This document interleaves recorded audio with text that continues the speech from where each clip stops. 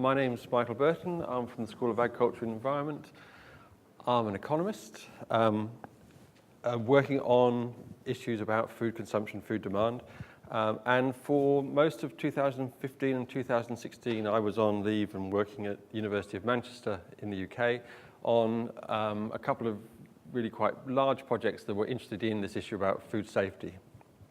So what I'm going to do is talk about, well, the big picture stuff to start with, but then some of the things that came out of that study. Some of the interesting, fun things, hopefully, which came out of that study.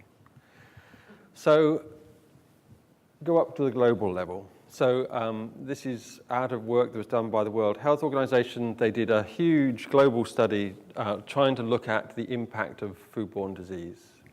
And it's large. 1 in 10 people fall ill, 33 million healthy life years lost, nearly 500,000 deaths, and particularly focused with children. And it's children and the elderly who are the most vulnerable to these types of illnesses. What I'm particularly interested in, this is just before your lunch, so this is interested in diarrhea. Diarrhea and vomiting are the illnesses that are particularly of concern and interest to these projects we're working on. And so these are it's the biggest sector, the biggest element, responsible for about a half of the global burden. And there's a whole variety of different pathogens that are involved in this. Bacteria, viruses, parasites. It differs according to which country you're in and sort of in terms of development as to what actually is going to have the biggest impact. There are concerns that as globalized food trade occurs, that if you have a problem in one part of the country because of the globalized networks, it can spread really quickly. So it's a problem that if there is a problem somewhere, then actually quite quickly it can spread throughout the world. One of the issues about foodborne diseases is that they are nearly all very easily preventable. And what really is the major way of preventing it is about actually how people handle and cook food. So especially in developed countries. So that the burden that's going to arise, we're going to talk about, is something which actually, in some sense, could be fixed quite easily. And the question is that, or the tragedy is that it's not. So just some numbers for Australia. So gastroenteritis, as in diarrhea and vomiting, D&V, as it gets abbreviated to. Large number of cases. Over 10 years it's dropped, but there's still about 4 million cases of this each year. In terms of looking at which are the main pathogens that are causing this, you're probably all familiar with Salmonella, which is the one which sort of most people know, but actually the one which causes the greatest number of cases is something called Campylobacter, which I imagine you may not have heard about. No, it's a sort of a, not a hidden, but it's an unfamiliar illness. And then there are other pathogens which have lesser impact, but quite often the ones with lesser impact actually have, in terms of numbers, have a higher impact in terms of health consequences. So Shigella and so on, as in you can get to serious complications, as in kidney failure leading to death. The bottom two are what are known as sequelae. These are the long-term consequences of getting a foodborne illness. This, again, is something which quite often surprises people. They think you've got an upset tummy. That's true for the vast majority of people, but at times those pathogens cause long-run impacts. So Guillain-Barré syndrome, that can lead to kidney failure.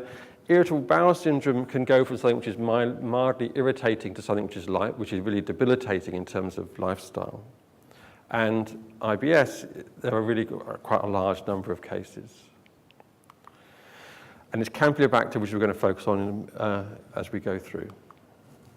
You can, because we're economists, we're interested in this and trying to think of this in terms of economic costs, not just measuring numbers of people.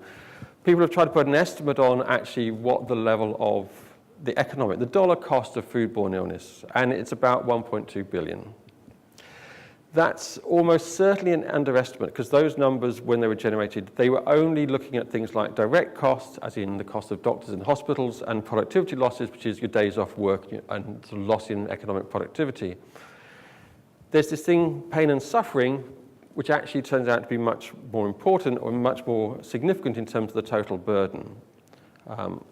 And we haven't at the moment got numbers of that for Australia, but if you look at the ones for the UK, so the NHS cost is these direct medical costs, about 31 million.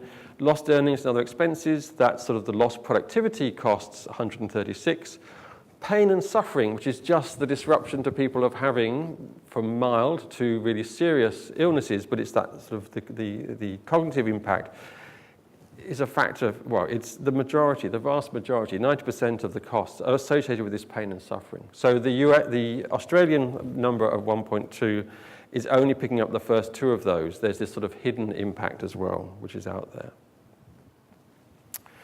So it's a major issue, and people are trying to find out ways of actually trying to control and manage it. So what interventions are possible? And some of the things that we were doing in the Manchester study was to look at different interventions at different levels through the food chain, producers, in the abattoirs, in supermarkets.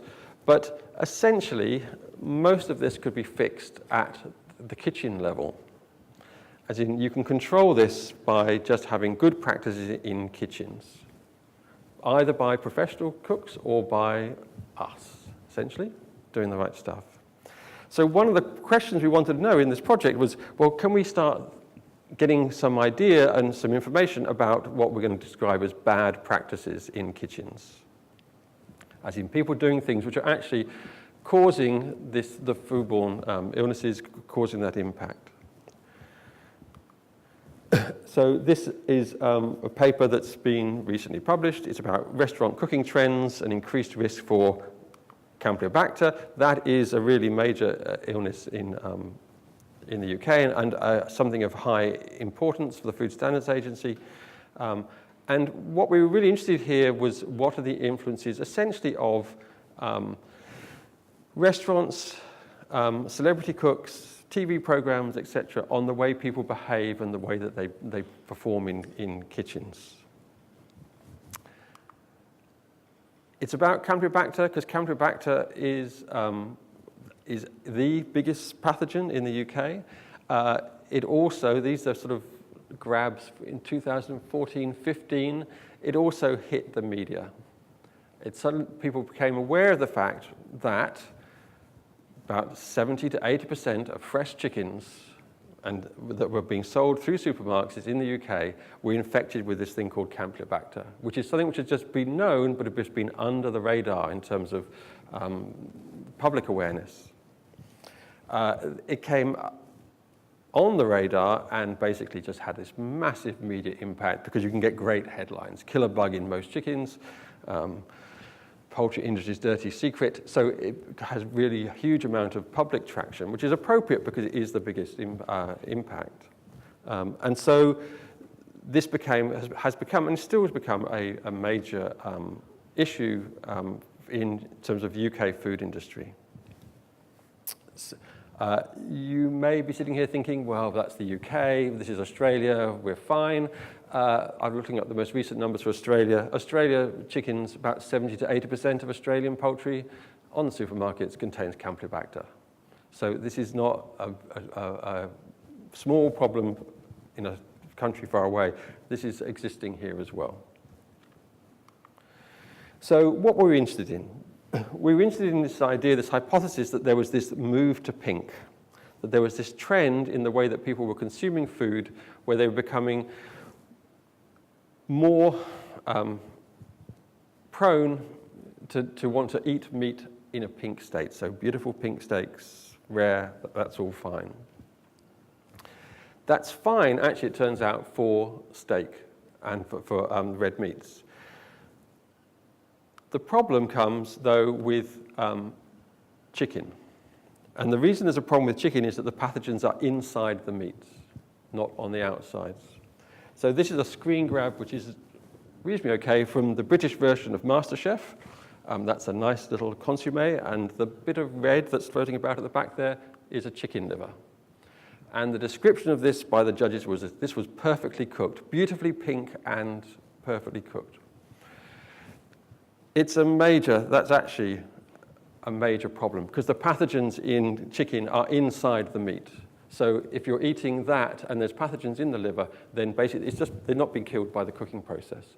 And the reason that all these problems could, or the problem could be solved in the kitchen is that if you cook things properly, i.e.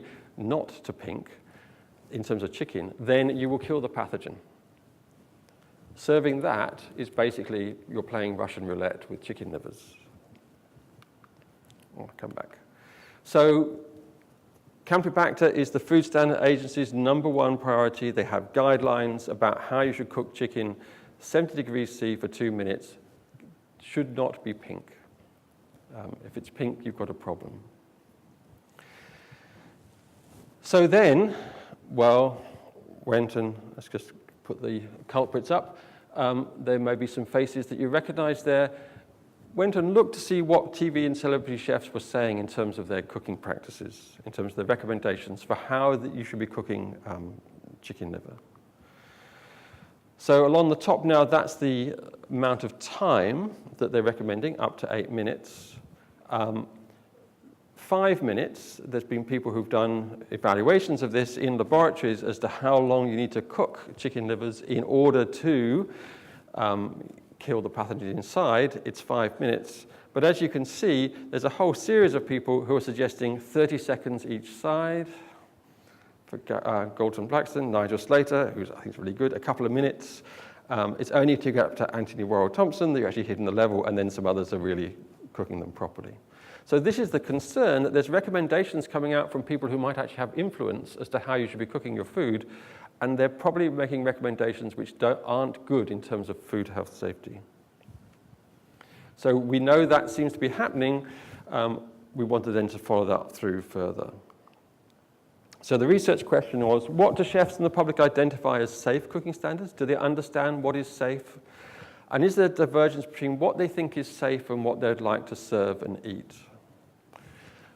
We had a limited amount of money, so we couldn't actually feed people. What we had to do was basically use this, this instrument, which is a set of photographs of chicken livers cooked to different levels, and those isn't really clear, but #1 is really quite pink. If you saw it on a normal computer screen, you would, or just a photo, it's really quite pink. #7 looks like leather, basically. It's being cooked really hard. So we're presenting them with these different images and just basically going to ask people, well, what do you think would be safe and what would you like to serve or eat? And those bottom 3 are the ones which we know, if you ate them, there's a risk they're still carrying a high pathogen level. If the pathogen is in the liver, there's a high probability it's going to survive being cooked to that degree, if there's still some pink in there.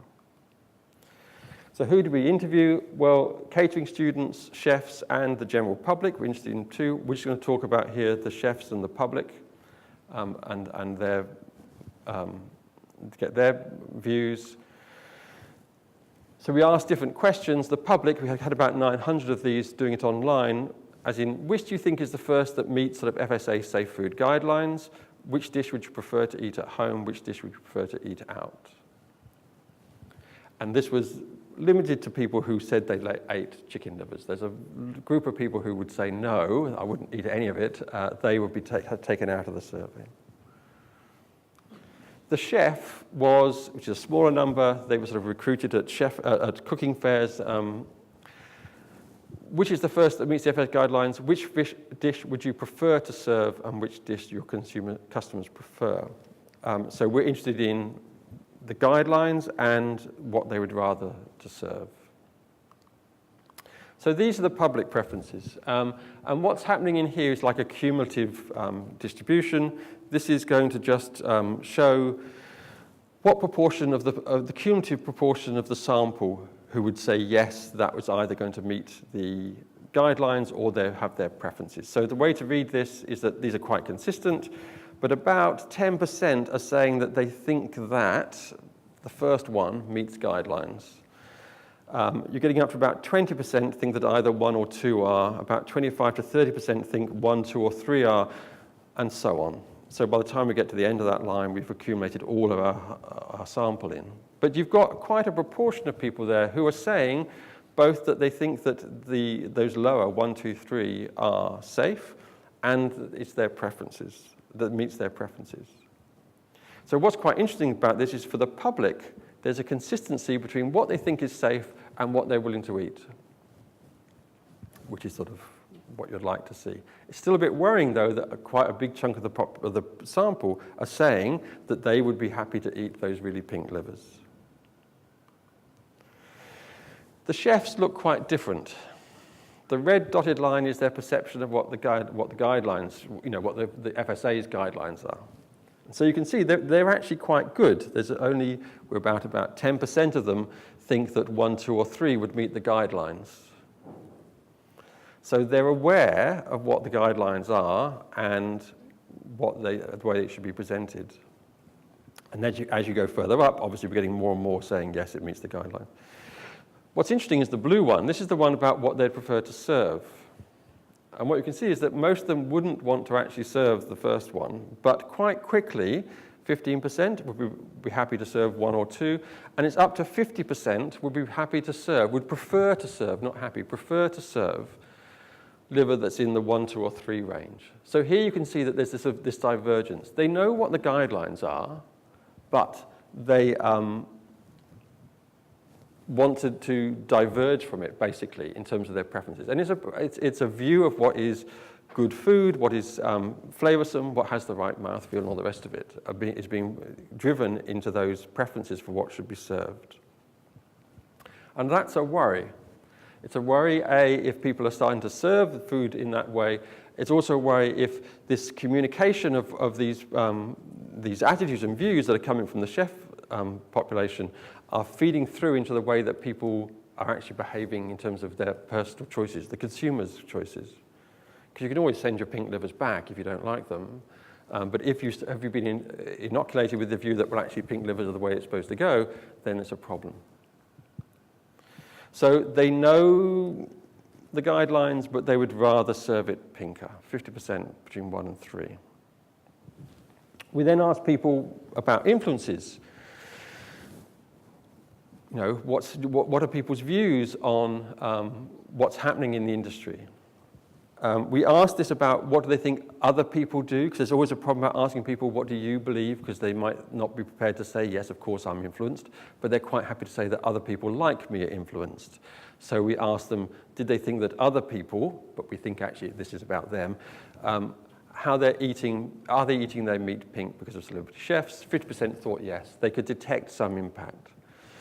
And about the same proportion of chefs thinks that there's a trend among chefs' recipes towards cooking increasingly pink. This is a problem because when you get outbreaks of Campylobacter-based poisoning, and by outbreaks that means we get large numbers of people being impacted at the same time, not just singletons in the, the outbreaks quite often are associated with chicken liver. And it's because when people are cooking chicken liver and chicken liver pate, so a similar problem, they want pink, but it harbours the pathogens. And the reason it becomes an outbreak is that quite often this happens at catering occasions, like weddings, which is a great way to finish off your wedding, is to have food poisoning. So there's a major problem here about the way this perception is happening and feeding through. So what do we find from this? Chefs know the FSA guidelines, prefer to serve it pinker. Public actually aren't quite so good about the guidelines, but at least they're in line with their understanding of their preferences are in line with the guidelines. So it would suggest that if they would get more educated about the guidelines, they would presumably change their preferences. But the chefs know there's a problem, but still want to push a pink. And we did a test on this so that when we were generating those photos, at the same time, there were chicken livers that were inoculated with Campylobacter, they were cooked for the right times, and then we tested ex post to see whether the Campylobacter had survived. And the survival rates for those first 3 levels of cooking range between 98 and 48% survival. So if there was Campy in the liver, it would have survived the cooking process for those first 3. It falls away really fast. When you hit the FSA guidelines, not surprisingly, the survival rate disappears or drops. So there's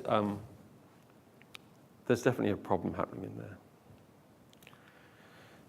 Oh, come back.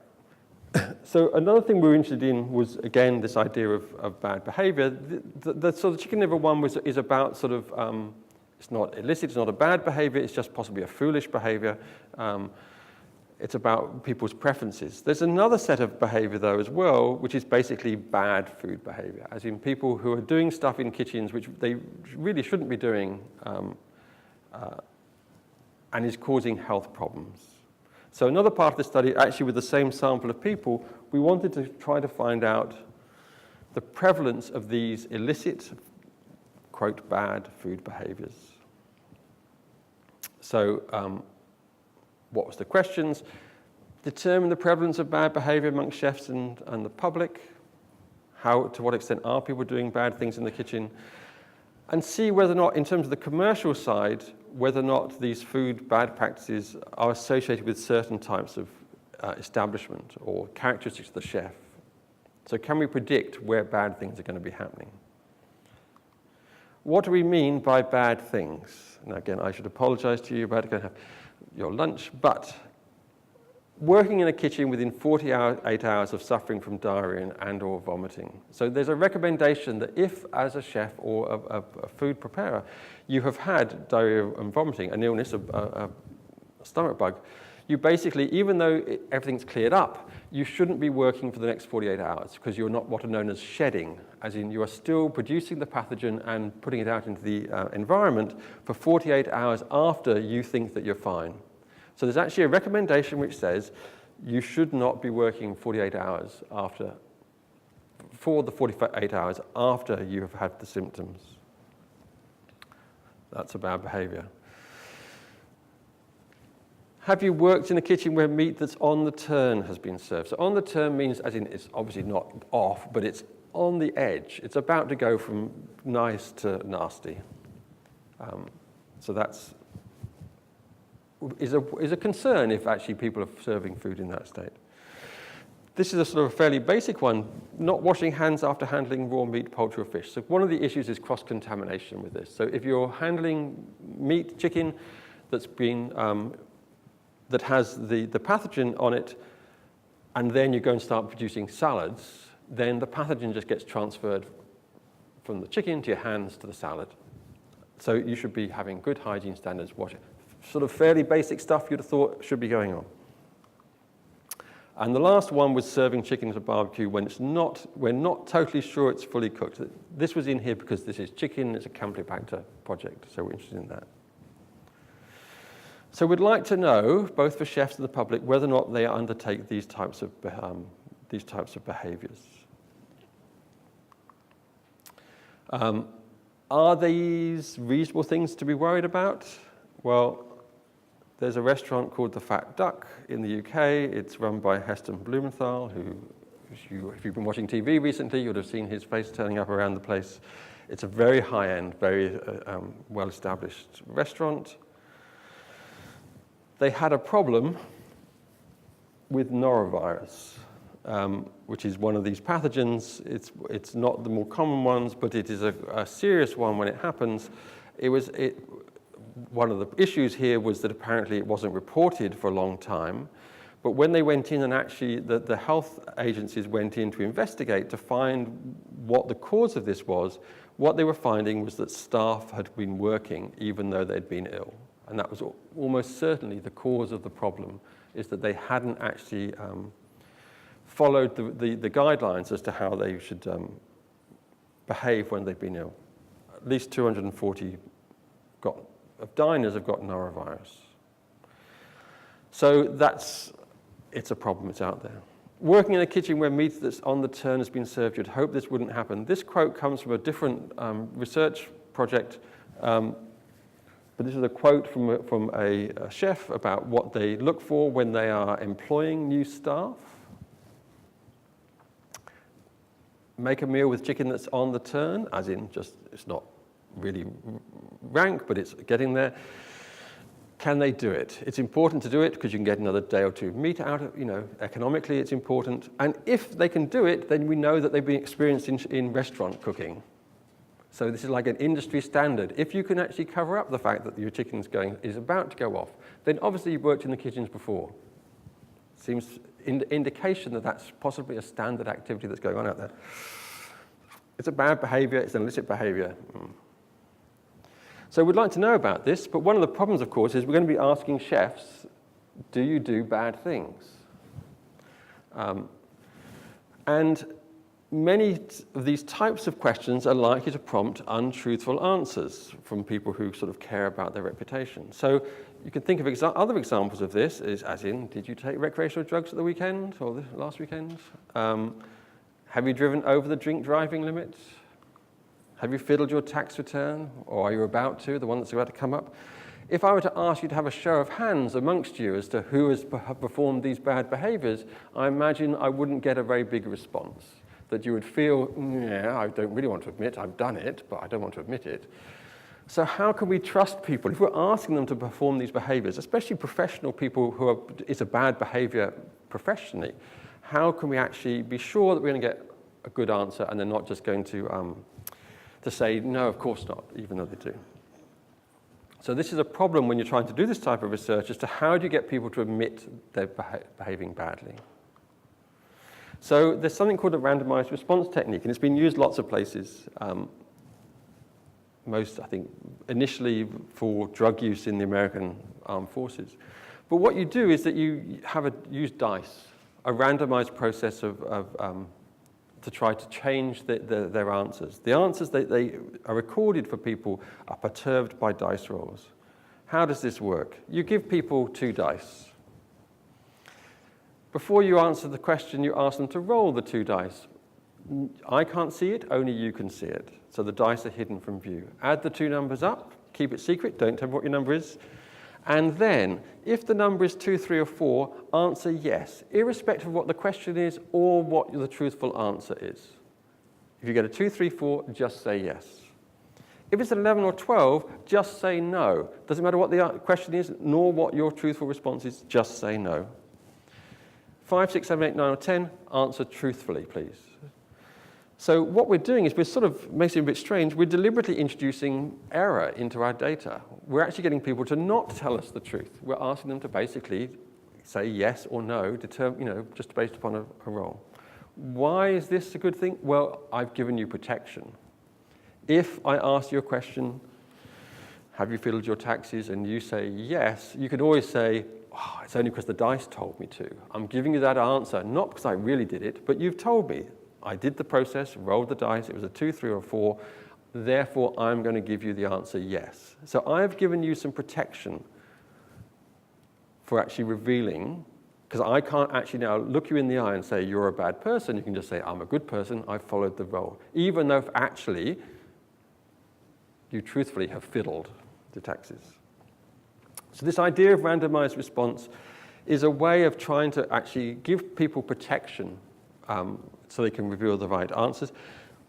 Does that mean our data is all useless? No, because we can reverse engineer this back out and say, well, we know that a certain proportion of the sample are always going to say yes, a certain proportion are always going to say no, and a certain proportion are going to behave truthfully. So there's just statistically, you can just work backwards to say, well, this is what the true underlying level of behavior is, given that we've given this setup in terms of numerically. So this is quite a nice technique about asking people bad things. If you're interested in, it's no good in court, it's good if you want to talk about populations. So, what do we do? What came out of this? So this is for the public. So this is not the crude results, this is the inferred results as to what the underlying rate of prevalence is. Not washing your hands after touching meat, about 15%. Seems a bit high. For the public, the 48 hours after D&V, that's quite high. That's heading up to 30%. But actually, for the public, that's quite a difficult one not to do. You're at home. You've had, what are you going to do? Not cook for the kids for 2 days? So you might not, you may take more care, but you probably, if anything, that looks a bit low almost. You might think actually that most people would be forced, just because of circumstances. They have to cook to live.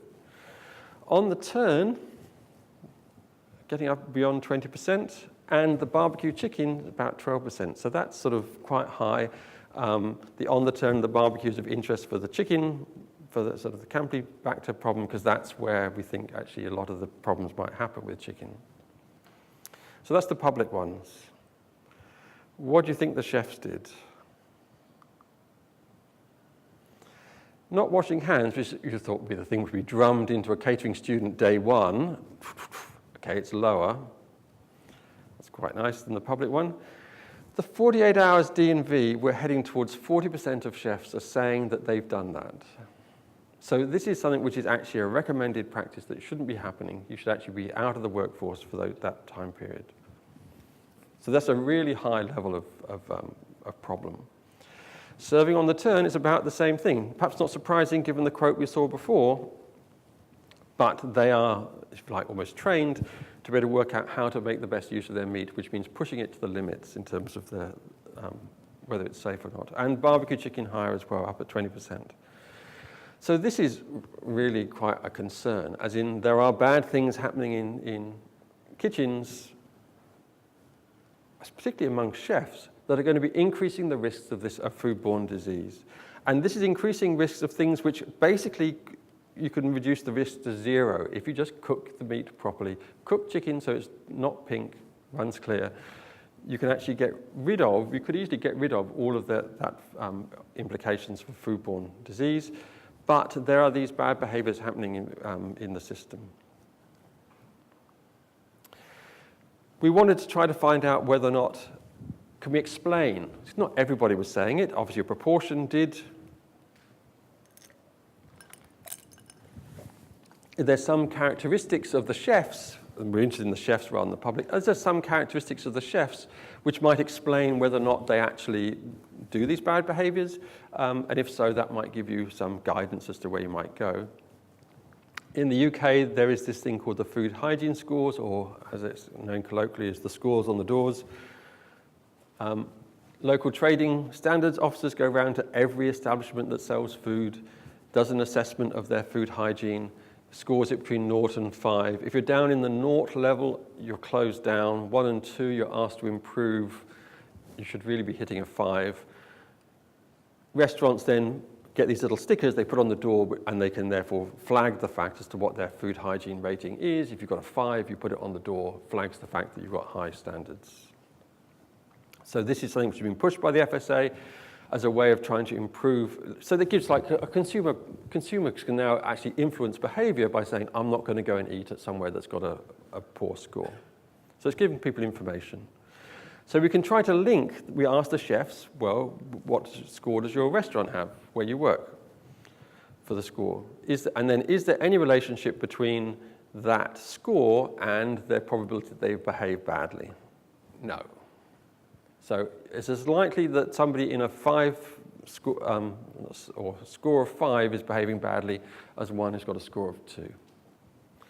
We asked them about the cost of their meals, so we get some idea of the degrees of cheap. No effect in terms of, no signal in terms of expensive restaurants don't behave badly.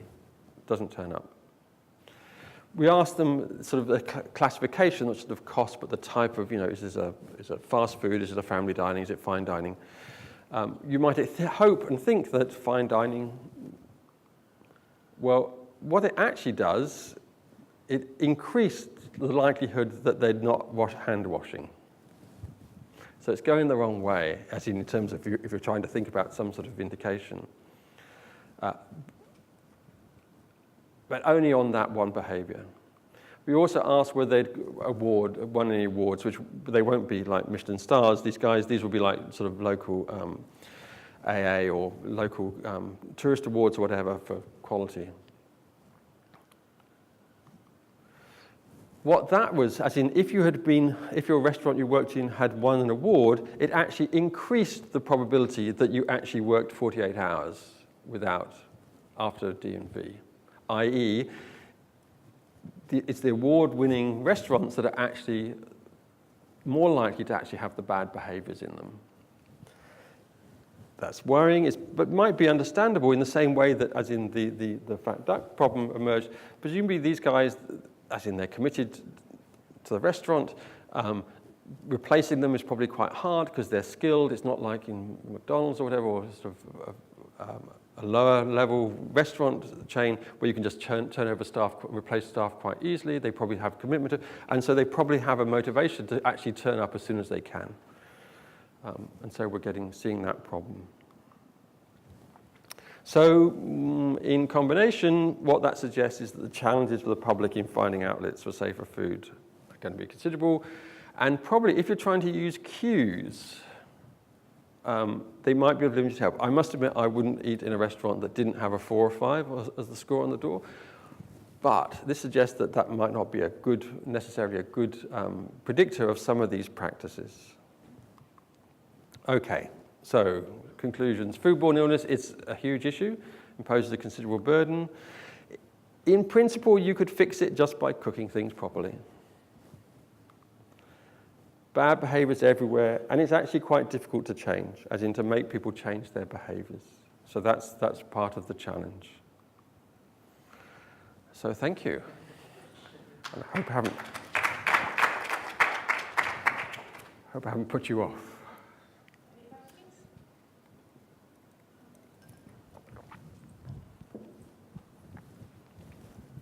You referred to professionals, chefs as being professionals. In what way do you define their profession, professionalism?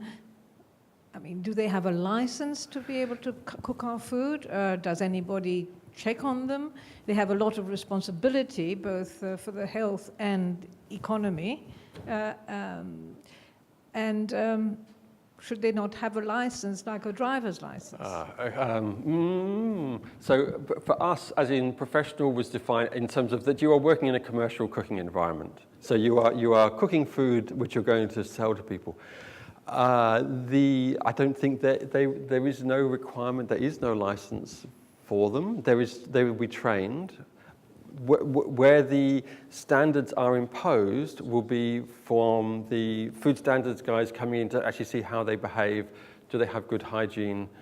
So in principle, anybody could, without any formal qualification, turn up and cook. The way they're judged is on an assessment of the outcome of that, as in they will be looked at, as in the guys outside selling pizzas. Subiaco Council, no doubt, will have gone around and inspected and will have spot checks to see if they've got good standards. Whether you have a license, well, okay, you could have a license, but then, as in, there are lots of people out there driving who've got licenses who are not very good, who are problematic. So I think that sort of registration process might not actually help. And we've seen with the people in the highest level, as in they may, into the higher end restaurants where you think there would be some degree of commitment, professionalism, that they are actually places where these things aren't just automatically fixed. So it's a worry in terms of changing behavior. That's a real, it's a worry. Probably the best way to do it is that when it turns up, it gets publicized and is well known, and then people are allowed to make their judgments as to whether or not they want to eat in a restaurant that's been identified as having a problem. That's what the Scores on the Doors is basically trying to do, to give consumers information about stuff they can't see that's happening in the kitchen.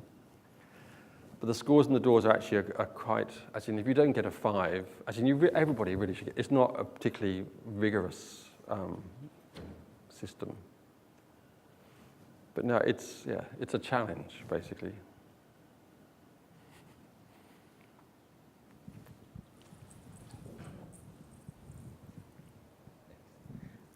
So you talk a lot of information about chicken and liver. I'm just wondering, what do you think of the popular dish sashimi in Japanese restaurant? So I think it goes to the quality of preparation and control. So you need to have absolute high quality standards, and if you're achieving those, then presumably you're reducing the risks. But so the other example is things like beef tartar, which is like raw beef, and the trend towards rare beef burgers. So, and there's a very clear distinction between those in the sense that the reason why the trend to pink in beef isn't so much of a problem is the pathogens are on the outside. So that if you've cooked the beef and those steaks, you kill the pathogen on the outside, the meat in the middle is okay. So that's fine, and that sort of trend to pink in terms of steaks, whatever, is in a sense fine, you haven't got a problem. The problem comes is to when you shift to something like burgers, where basically what you're doing is you're taking the meat, pathogens on the outside, mincing it, pathogens now all the way through, cooking it, the burger, but only cooking the outside. You've basically put the pathogens back in. The pathogens in the middle are basically safe. They're still existing in there. So this goes to the question about standards. Should you eat a rare burger? Well, it depends upon preparation. If you prepared the meat to the standards that you were prepared to eat it and think it's steak tartar, which means absolutely really strong standards in terms of preparing the food, making sure that actually it's something known as sear and shave. You cook the outside of the meat very quickly, slice it off, mince the bit inside. If you can achieve absolute standards, hygiene standards, then you're okay. The worry is, with anything, is that when people try to achieve those standards and fail or don't bother to achieve the standards, but people still think it's okay. So, okay, if you're eating raw fish, raw chicken, well, not raw chicken, but raw fish, then as long as your health standards are okay, then you're probably good. But the problem comes is to when it becomes, and there may be some people who can absolutely deliver high quality food, but you need impeccable standards. The problem is when it becomes more widespread, can everybody maintain, can your normal burger joint, your normal water chicken joint, maintain the same impeccably high standards to ensure you've got, and probably the answer to that is no. So that's the worry. It's about whether they can maintain the standards.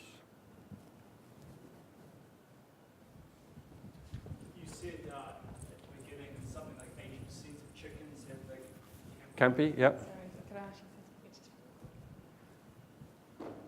You said something like 80% of chickens have the Campylobacter bacteria or disease, whatever it is. Is that related to how the chicken is brought up, or is it pretty random? I mean, is it, your free range organic? Is that going to have less chance of having this Campylobacter than a battery? No. So it doesn't guarantee it's not going to. So Campy is in the environment. So it's actually out there in the wild. At least in the UK it is. And then you just get cross-infections into flocks. There are certain production processes which cause problems. There's something called thinning in intensive, where people go into the battery houses, remove chickens so that they can actually continue to grow.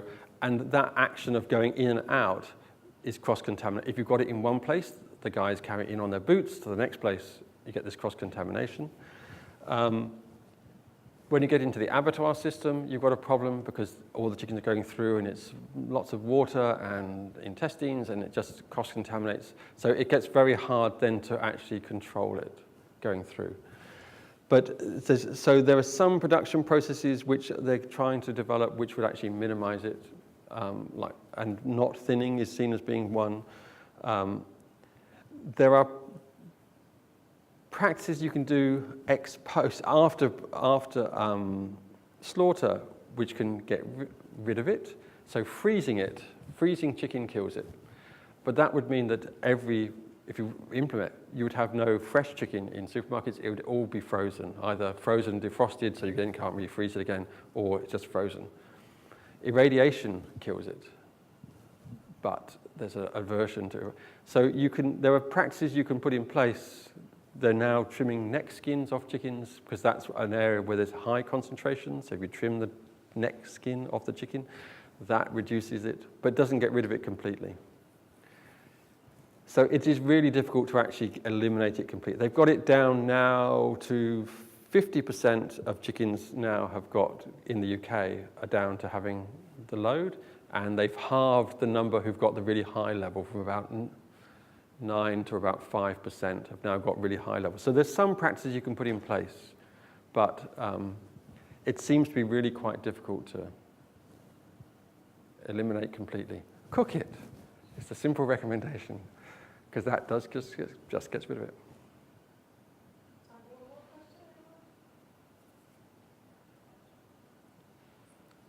They want their chicken burgers. Okay, thank you.